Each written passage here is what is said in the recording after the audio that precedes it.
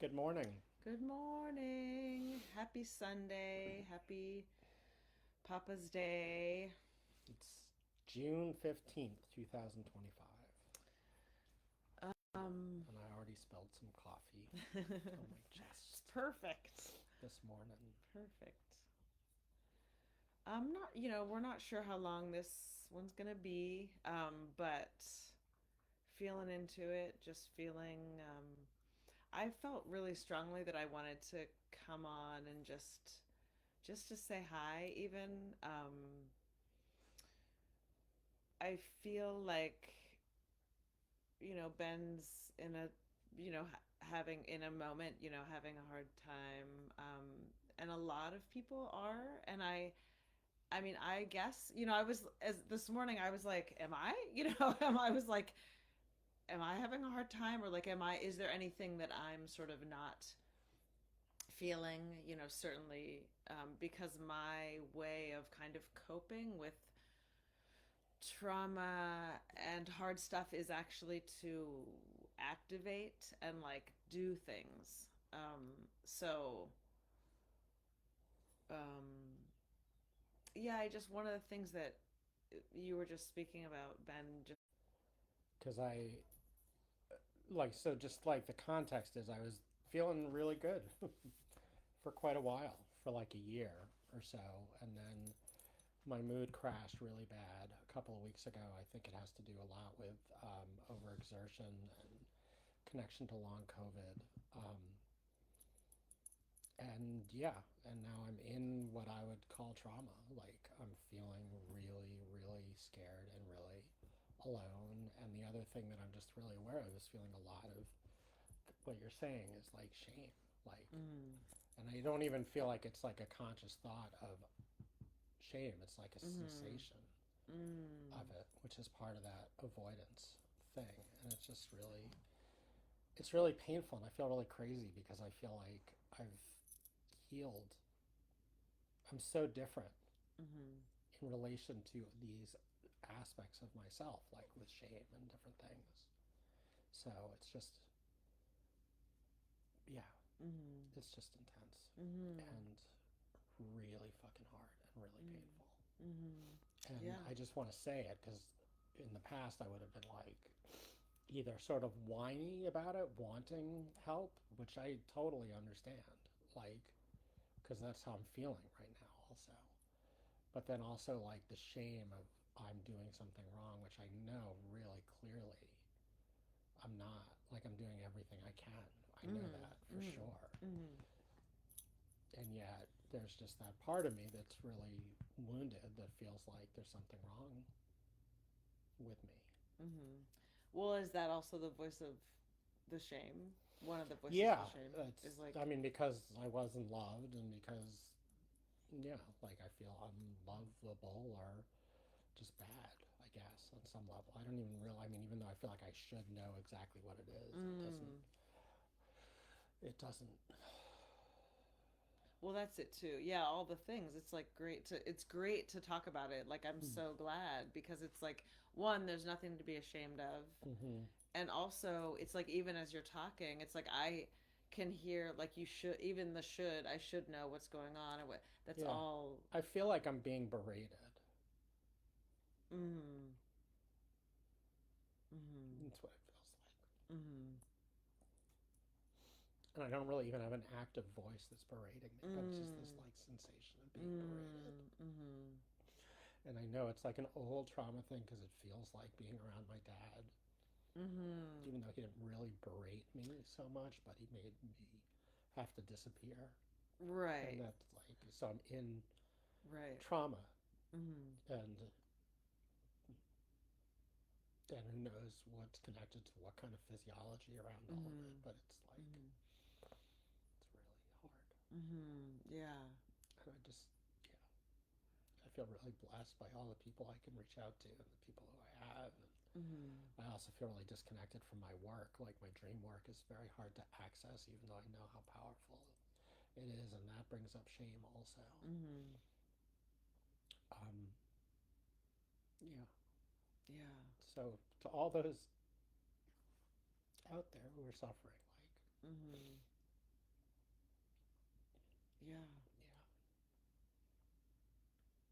Yeah. Right. Yeah. Sending so much love and compassion and like, you're not alone. It's like it's really pervasive. Yeah. Yeah. I mean, one of the things that I feel like you are learning things, and one of the things that you have been able to like get clear on in a great way has been like your need for rest, and Hmm. and yeah, Yeah. and I think that's pretty cool. It's cool and it's hard. It's like I know it in hindsight now. Mm-hmm. You know, I Mm-hmm. didn't catch it on Right. time, and now my body's sort of like activated in this fight flight thing also. So it's very hard Mm-hmm. to rest. Mm-hmm. Um, Mm-hmm. like I just want to like drive to the ocean or something today, which I know I don't have Mm. the capacity for. Mm-hmm. Right. Yeah. Yeah. Yeah. And our son Yeah.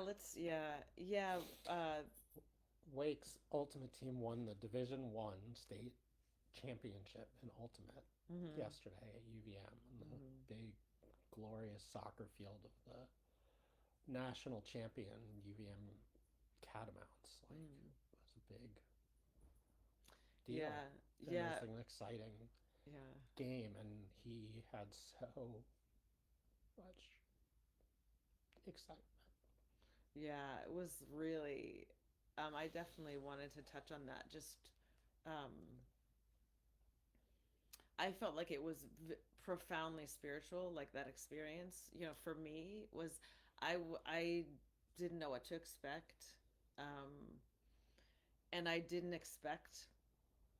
So when we got to that big field and they were like playing music, and I was like, oh my god, this is, like I said, I feel like I'm in a movie or something. Like it Mm-hmm. was so like weird because we're just used to going to the high school and seeing them play on a basically unmarked grass. Yeah, and this was like big, and big and it was time. like, with the logo on the field and all that stuff, and we got there and they were like, the team was really running drills like hard, and you know it was amazing, and the music was great. It was like really, like, I just loved it. I was really like, It was down to booming. It was like being in a real stadium. Like, yeah, yeah. yeah. Hey, hey, no, no, no, no. He wants to get something to chew on. Come here. He's like, come on. um and I yeah, it was. I got so much out of it. I really realized in a way that I'm not really into sports, and I did go to Pirates. We had season tickets to the Pirates, and I did that. I saw some Steelers games, like when, and we used to go to the Steelers training camp, which was right near where I lived, which was so cool. Um, and that was really really fun to like see them, and be able to talk to them and stuff, but anyway, I'm not really into sports that much, but I really got this sense. I was like so filled with so many things. I could talk for probably 2 hours about about all my experience at this game personally, but we were packed. Like there were a lot of people who came from Mm-hmm. Montpelier to see them, and it was really touching. Like there is that thing. It's like how we sort of come together, in moments. And there's also this thing of like the boo. Like at one point, one person on our side started to boo. Mm-hmm. And, I noticed that there's like this tendency. It's like I could feel the wave and of the sort of like we're for this team and The we're for that team, tribal. and the other team was great. Like it was very well matched. It was Both teams really were tough. really really well matched. And anytime someone, they announced names, I like clapped for everybody. Like I'm like, that was great. Like what a great point, goal, I don't know what the Mm-hmm. words is, but it was like really really good. And I feel like, why not cheer for everyone? Like everyone, I know, anyway, whatever. Like that's how I feel. Is I'm like I'm going to clap for the when they said the names of the people who did the goals on the opposite team. I clapped because I Mm-hmm. felt like they did great, and I want, Mm-hmm. I'm not, I wasn't gonna like cheer and whoop for the opposite team because I feel Mm-hmm. like that's kind of whatever. Like I don't want to, but I felt, happy for them. And um but I really could feel like kind of the intensity of the group mind or whatever that is. Like it's like woo, Yeah. whoa, and people, we were all stomping, and then the other team, it was like Yeah. all the other people trying to like get the other team pumped up. And but ultimately I felt ultimately but I I felt so much love, and like I felt the thing that I was like, I had to do like box breathing while I was watching. I was so uncomfortable. I thought I might have to leave the stadium. Like I really, really wanted Wake's team to win. Like I love those boys. Like I Mm-hmm. love them.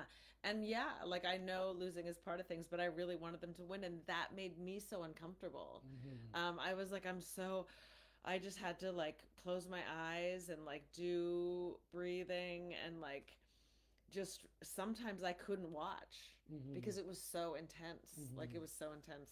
Um and that was all, it was all so interesting. And that when the because the players in ultimate frisbee, the players are the refs, like the player itself refed or Right. whatever. And there was just one point where the same kid like called was like calling, Stuff. yeah, Yeah. stuff, and like the gameplay was stopped. And then um Got a and then little. It got a little heated. yeah, and one person in the stands said like whoa, and then someone on the field turned around and said, don't yell at the kids. And it was actually, I felt really awesome. He Mm-hmm. reminded me of Coach Beard from Ted Lasso. Like he kind of looked like Coach Beard, Mm. and he was like, he was stern, but it felt loving. Like it was like not, it was just really wonderful. And then that person didn't say anything, and then the kids worked it out. Mm-hmm. Um, and that did feel really cool. Even though I felt like I had questions about the calls myself. Mm-hmm. But that's like the great thing about it is like let these kids do it and figure it out.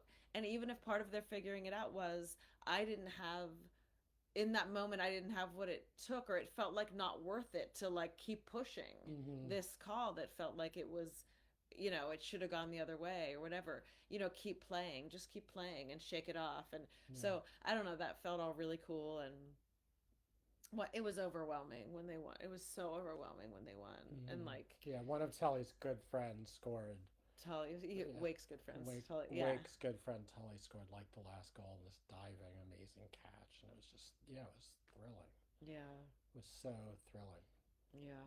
Yeah. And they just to see some of the pictures that were taken, people got to take close up of, after when they won. It was like the Mm-hmm. looks on their faces and stuff. It's like really, it's just very, yeah, it's very affecting. Yeah. Um, and yeah, just really, they're just great kids in that. I feel like they have such good, the whole team, and it's the same with the volleyball team that our kids on, but it's different. Like the camaraderie is really felt, on the team, and they Mm-hmm. really feel like a team who work together. Mm-hmm. It's not like I've seen on some teams where it's like the Right. same three people They're that get really in it. Like the the coach, I think Cam, want to shout him out. Like it seems like he's done like an amazing job of making them really like trust and believe in each mm, other. Like mm, they just were mm, so, it's interesting because I'm thinking when they were not as good last year, there was a lot of like when they would mess up, the other teammates would just be like, "Hey, it's okay, shake it mm, off." mm, And it's funny because they're messing up so much less, but they're mm. like that's part of the bonding is like just the support.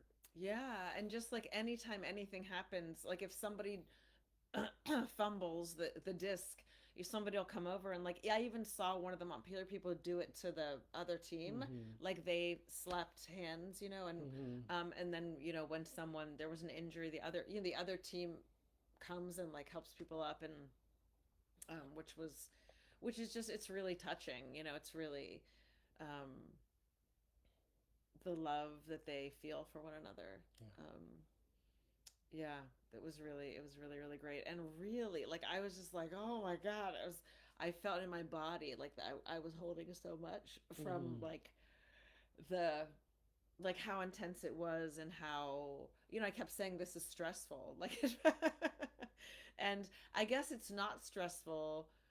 I guess I don't have that because I don't have that a team that I feel that way for. So Mm-hmm. I kind of can enjoy when I do watch sports. I'm like, oh, it's enjoyable because it's like I don't have a stake in it, Right. Yeah. It and was this a time, lot like watching the Knicks having the stake in it, like really feeling the stake. And they were up 14-8, and yeah, winning was 15, and the other team scored four consecutive yeah, yeah, points, so they needed one yeah. point, and they were up by six, and so. Hmm. And that boy, man, those are times when I can relate to the sports that I've Mm-hmm. played, where it's like Mm-hmm. sometimes when the team, and those moments when, yeah, whatever's happening psychologically, where it's like, oh, we're this far ahead, may on what is that, like, we got it, and then there's a lax, or then the other team gets closer and closer, and then that can be a way that people just kind of give up. And Mm-hmm. so it's like holding that. Yeah, I don't know what was happening for all of them in those times, though. I talked to a couple people yesterday, and they were like, I was really stressed out, like, you were playing, and I was like, Mm-hmm. man, it didn't look like you were really like, Who, like who? oh, I'll play you later. Like, Okay. um so yeah, I just, it feels vulnerable, and like, I really trust the kids, and I feel like they trust me, and that means a lot to me, to really hold what is shared, close, because yeah, I love them. um and vulnerability is, you know Yeah, they're really sweet and really like it felt like they were like these are really sweet boys. There's not a lot of like alpha stuff, but they also seemed so powerful mm. yesterday. Yeah, and part of the power, for is is in my, you know may whatever, why am I like, oh, because I think, in my opinion, it's just that they work together, Mm-hmm. which is the most, for me, the most moving thing. Like the game they had before this one, before yesterday's, I was like crying because they were like working so well together. Like, Mm-hmm. it wasn't, it just felt like, yeah, like, that the team thing is really, it's really special. I guess I don't feel that a lot, in my life, Mm-hmm. and so it's very moving. I was on a softball team that was a championship team, and 100% why we won was because everyone on the team worked together. Like, Mm-hmm. there wasn't anyone who was precious about something, or Mm-hmm. wanted to, be whatever, like, Right. seen as number one, or Mm-hmm. and it was really, really, that, I mean, obviously I'm talking about it now. It really, it did impact me a lot, even though I did feel still on the outside, Mm-hmm. except for with the pitcher, because I was in direct relationship with the pitcher all the time, because I was the catcher.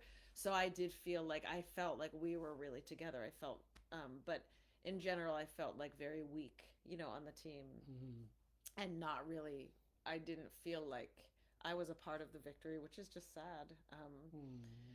But but it was cool to have that experience. Yeah. Yeah, we'll see. There was a party last night. Mm-hmm. So I haven't heard about how that was, so, or I didn't hear him come in. So, um, yep, graduation and end of school happening, and so it's a lot of energy, and Yeah. It's also Father's Day, yeah, so I'm feeling like I guess a lot of tenderness around that because one of the things that's hardest about being in the state, like even yesterday, it's like to be in my isolation and separation of my trauma in the midst Mm. of being this dad who just loves Wake so much, but like it's just it's torturous to feel like shame in my relationship with him Mm. of like not being able to connect and not being a dad for him. Mm. Like that's how I feel right now. You Mm. know, like even though I know that that's not really the truth, but yeah, it's just and there's this legacy here because I know that so much of my suffering has to do with my father's inability to like love me at all and how scary the world feels because of my Mm. early experience around my dad. Mhm. Mhm. Right. And it just so that all just kind of feels tender because it's like the root of today Mhm. Mhm. in some way. Yeah. You know, the acknowledgement of the hurt and the trauma and the wound and trying to be in it without sort of just blame, even though I feel really angry right now also. Mhm. Because I miss my heart. I miss my own like inner boy Mm. who I don't Mhm. feel connection with. And Mhm. Mhm. Yeah. Yeah.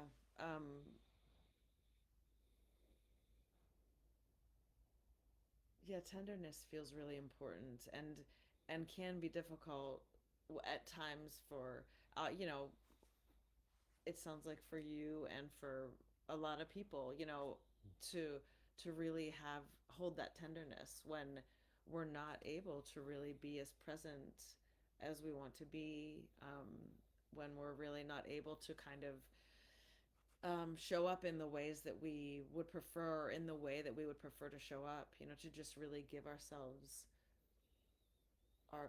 you know, the sort of compassion and allow the grace that is here, that comes from, you know, the place of infinite love. Like, mm-hmm.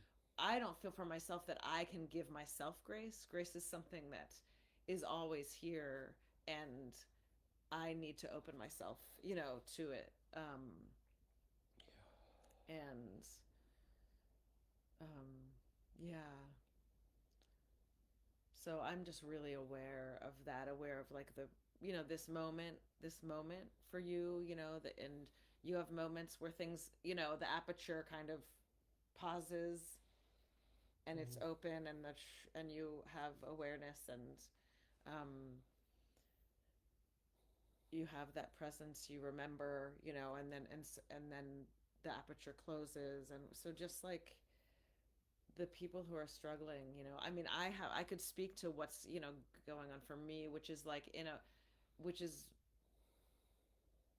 my work is to um feel this like terror, this like holy terror, just this terror, and to notice when I'm doing this other thing, you know, instead, and when the terror's really there, which is why I was like deep breathing when I was at the game, and like when I'm where I'm like, okay, I really want to do an episode because I feel like I want to like bring everything out to light, and like, Mm-hmm. so you, I feel like it's supportive to you, and like there's no, and just like in terms of being relational and not isolated, and it's like very relatable to so many people. But then I'm like, wait, okay, where's my terror, you know, always having to check in with like, where's my terror, because I it's good for me to keep it out in front, Mm-hmm. because when it goes behind, then I'm ahead of it, you know, and I'm doing the thing that I do, which is just like really, I really don't have a word for it, but I had a dream for it, and I really, really don't have any word for it, but it is uh, nothing I care to do again. You know, I just something I don't want to continue. You know, this way of like this particular way of fawning. Um, that is one of the things I've ever grossest dreams I've ever had. It was like so blatant, you know, for me it was like, oh my gosh, and just the stark reality of The beauty of shadow work, like the stark reality of how often I've done that and Mm-hmm. how great I am at it, great how well seasoned I was at doing this particular thing. So I don't have to feel like the terror, Mm-hmm. and yet staying, and yet the thing that I did kept me in the clutches of the terror, and the sort of very not loving relationships, so yeah, so there's motivation in the particular that scene of the shadow piece, of like my protector, to use if I don't have a reaction to the word shadow and I don't feel that it's bad or wrong, or I Mm-hmm. feel that that it's made from love, just like some sort of beautiful archetypal place of connection is. It comes from the same place, and um, that scene was built for me out of love, because I need to see where it's still happening, and it's so gross to me that I it's great motivation to really hold the terror and feel the terror and let the terror live in my body for what it is, and calling it what it is, and recognizing the vibration of it as it is. And so I can, because I really don't want to do that other thing, because it's so clear to me that that it's it, it is damaging to my soul, grievously. So yeah. Um, so anyway, I'm in my own, I'm in my own process of like seeing the places where, oh, like, ooh, there's a shades of that thing here. Mm-hmm. There new people bought uh, the restaurant where I work, and it's like I really see it coming up with them, because it's just really easy to do this thing, and it feels really bad, which is a blessing, which is such a miracle, really, to have it happen or start to happen, or I can feel it, like as soon as a new person comes in, I can feel it like whoo, like a wave, like, oh, here's what we do. It's like so Mm. easy, like the ease of it. It's like so slick, so really, just working at that, that's my um, place, and like seeing the places, the ways that I want to really shut down if it gets to be too Yeah. much, what I do. So Yeah. yeah, so I'm here too, like doing it, falling over, Mm. falling down, and getting up, and falling down and getting up, and remembering and forgetting, and remembering and forgetting, and Yeah. And part of my place is I had this 4-year-old boy. Um, I'm at my old elementary school, like showing Wake around, and then there's this 4-year-old boy who's not Wake, who I kind of think is Wake's son, even though Wake in the dream is just a teenager. Um, and I grab him by the, I grab him, not grab him, but like I he's sort of going one way, and I kind of take his hand. right, you reach out, Yeah, and I yeah. can just sort of like take his hand. There's like a little bit of a glimmer of like being the 4-year-old boy whose hand is taken Mm-hmm. by the father, Mm-hmm. which is not a feeling I Mm-hmm. ever, Mm-hmm. ever experienced as a boy. Mm-hmm. Mm-hmm. Yeah.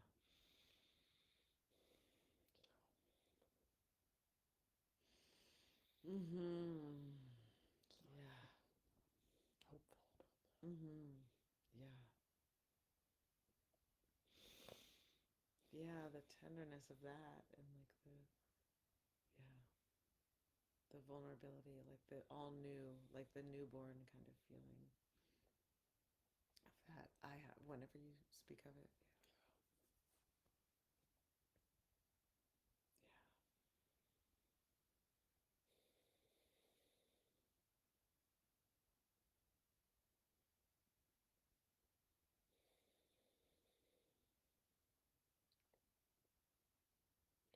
I think that's it. What do you think? Yeah, I just love Wake so much. Yeah, me too. We'll be back next week. Take care of yourselves. Yeah, sending lots of love, you guys, Bye. and tenderness. Yeah.